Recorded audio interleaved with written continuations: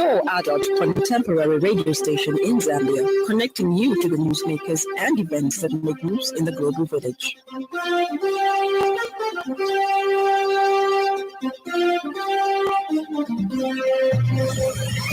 Good evening. This is the 5FM Radio Main News. The headlines.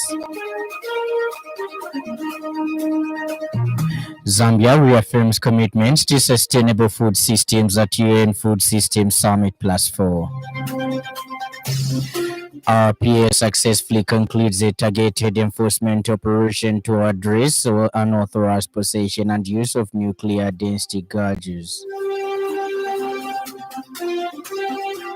And Thailand and Cambodia agree to immediate ceasefire. This bulletin is also live on our Facebook, 5FM Radio Zambia, and YouTube channel, 5FM Radio Zambia. With the details, my name is Lance Sannie Banda. Zambia's Minister of Agriculture, Ruben Mtolo, says the country has opened up export markets for its agricultural produce and continues to seek international partnerships for expertise, particularly in agricultural extension services and development of farming blocks. The minister has underscored the significance of the Lobito corridor to regional agricultural transformation and has reiterated Zambia's unwavering access. Mr. Piri was speaking during a bilateral Secretary General of the Department of Agriculture, Food and the Marine in Addis Ababa on the sidelines of the UN Food Systems Summit +4. He reaffirmed Zambia's commitment to strengthening food systems and outlined policies that support agricultural investment and productivity. Mr. Piri commended Ireland for its long-standing support in sectors such as health, agriculture, and education. In response, Mr. Gleeson praised Zambia's enabling policy framework aligned with Ireland's development approach and encouraged deeper collaboration, particularly through the Zambia-Ireland Sustainable Food System Strengthening Program. This initiative, which works in partnership with Zambia's Office of the Vice President and the National Food and Nutrition Commission, facilitates research, technological support, and expert services across food systems. And David Butler, head of the Zambian Ireland program, added that the initiative supports animal health through the Ministry of Livestock, strengthens food processing, provides extension services, and collaborates with the Center for Disease Control to enhance public health and nutrition. The UN Food Systems Summit +4 was officially opened by His Excellency Prime Minister Abiy Ahmed of Ethiopia, who emphasized the urgency of improved financing for food production, citing Ethiopia's investment in clustered farming that empowers stakeholder farmers with startup resources. This is contained in a statement by First Secretary Press Embassy of the Republic of Zambia, Ethiopia, Hambai Munangandu. The Radiation Protection Authority (RPA) has successfully concluded a targeted enforcement operation to address rising concerns over unauthorized possession and use of nuclear density gauges in the Copperbelt and northwestern provinces. The mission aimed to identify and secure unauthorized radioactivity sources in line with the Ionizing Radiation Protection Act No. 12 of 2011. Key findings: in the Manyama area, a company was found offering nuclear density gauging services using a fraudulent radiation license, and the gauge was recovered and impounded on 4th July 2025. Confirming the development, RPA Senior Public Relations Officer Loveness Milimo notes that separately in Kitwe District, 2 unauthorized nuclear gauges were intercepted on 3rd July 2025, both operating without proper authorization. A fourth gauge was later seized in Mufulira district. She says all four nuclear gauges have since been safely transported and secured at the ZCCMIH interim storage facility in Kalulushi, pending further regulatory and legal.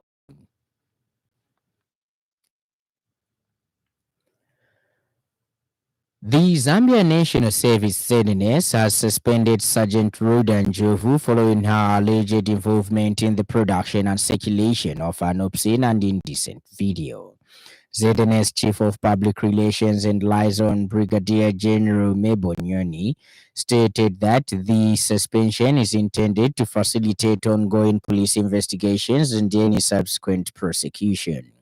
General Nyoni said that Sergeant Jovu will not perform official ZNS duties and will be placed on half pay until her case is determined by the courts of law.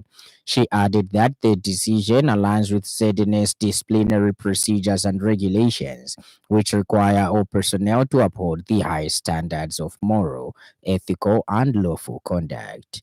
General Nyoni further stated that ZNS is working closely with the Zambia police on the matter and that the final outcome of the case will guide the conclusion of internal disciplinary proceedings. She assured the public that any updates regarding the case will be communicated in due course. The Zambian Institute of Governance and Civil Liberties Advocacy platform ZCLAB has expressed disappointment with the government's intention to stop administering the Constituency Development Fund CDF loan component to small and medium enterprises, SMEs, cooperatives, and clubs due to poor repayment rates. Organization Executive Director Francis Chipili argues that this decision will further exacerbate the economic hardships faced by citizens, particularly in the context of load shedding and other economic challenges that have crippled businesses. He says the organization questions the logic behind stopping component as a solution to poor administration, loan recovery, suggesting that the government should instead focus on providing financial support to struggling businesses. He urges the government to reconsider its decision and continue administering the CDF loan component, which provides vital financial support to SMEs and other entities. And in other news trending this evening,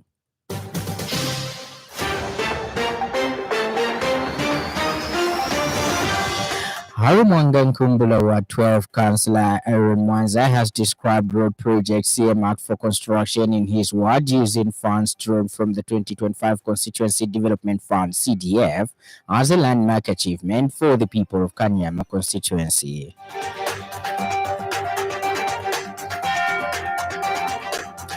Traffic Desk Zambia has expressed disappointment over the increasing amount of money collected through admission of guilty fines, describing it as a reflection of widespread disregard for traffic rules and regulations.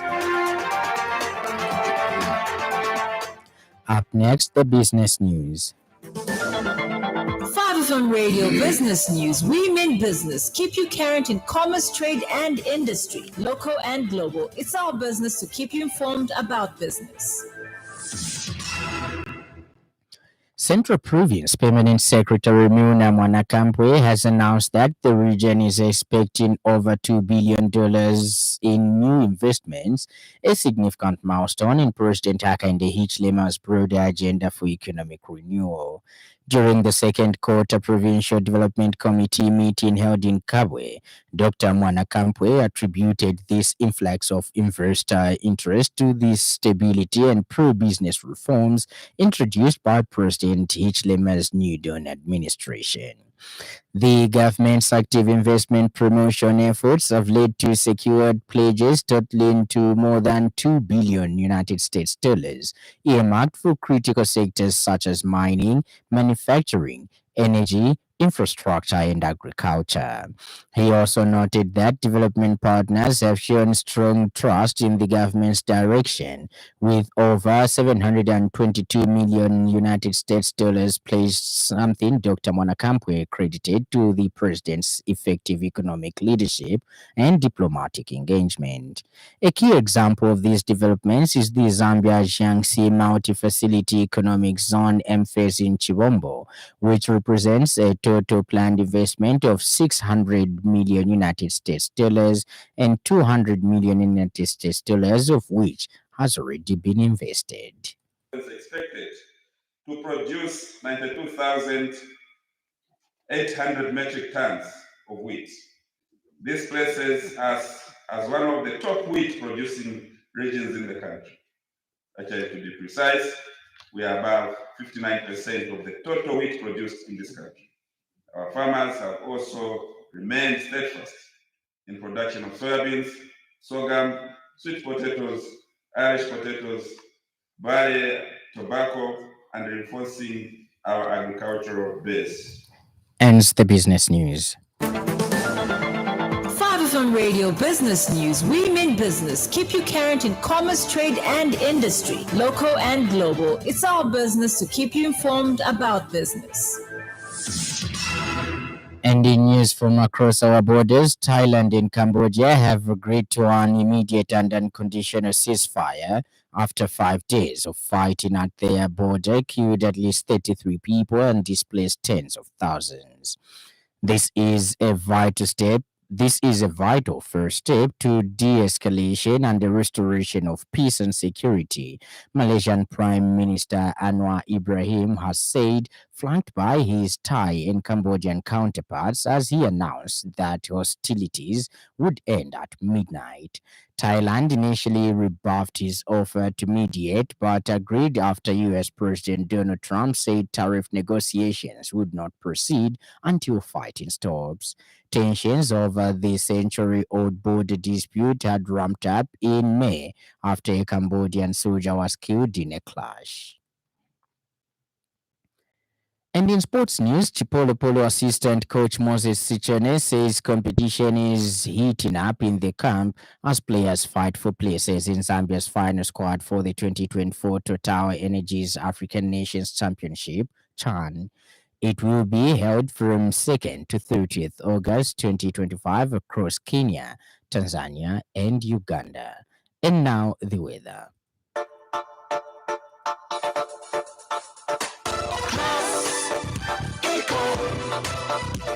Class Econ Roofing Africa. Class Econ Roofing, plot 17100 off Katanga Road, 150 meters from Mumbwa Road, Chinika Industrial Area, Lusaka. Class Econ Roofing. Class plus economy. Class Econ. Class Econ Roofing Africa. Class Econ. Muchinga, Eastern, Central, Lusaka, and Southern provinces, including the southern parts of Copperbelt and northern parts of Northern Province. Mainly cloudy, windy at times, and mild. Maximum temperature is ranging between 18 degrees and 24 degrees Celsius. Northwestern, Western, and Luapula provinces, including the northern parts of Copperbelt and southern parts of Northern Province. The evening is mainly clear, windy at times, and mild. Ends our weather report.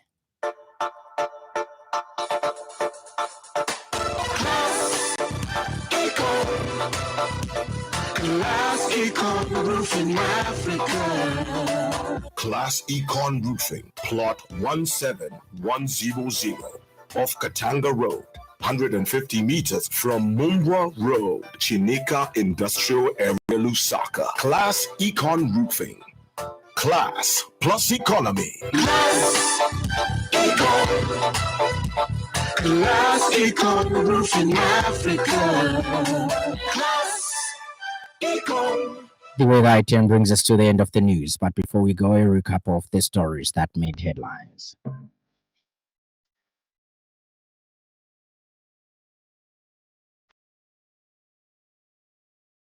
Zambia's Minister of Agriculture Ruben Tolo says the country has opened up export markets rather for its agricultural produce and continues to seek international partnerships for expertise, particularly in agricultural extension services and development in farming blocks.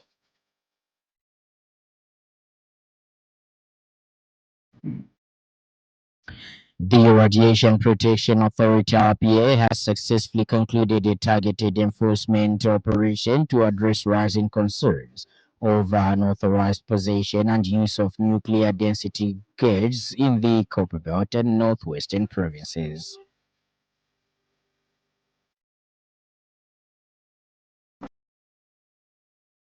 And finally, Thailand and Cambodia have agreed to an immediate and unconditional ceasefire after 5 days of fighting at their border killed at least 33 people and displaced tens of thousands.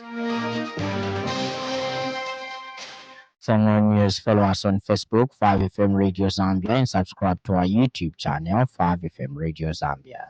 On behalf of the entire news crew and the technical department, thank you for listening to the happy world of 5FM. Stay safe and stay tuned to 5FM Radio. My name is Lance Sannie Banda. Enjoy the rest of the evening.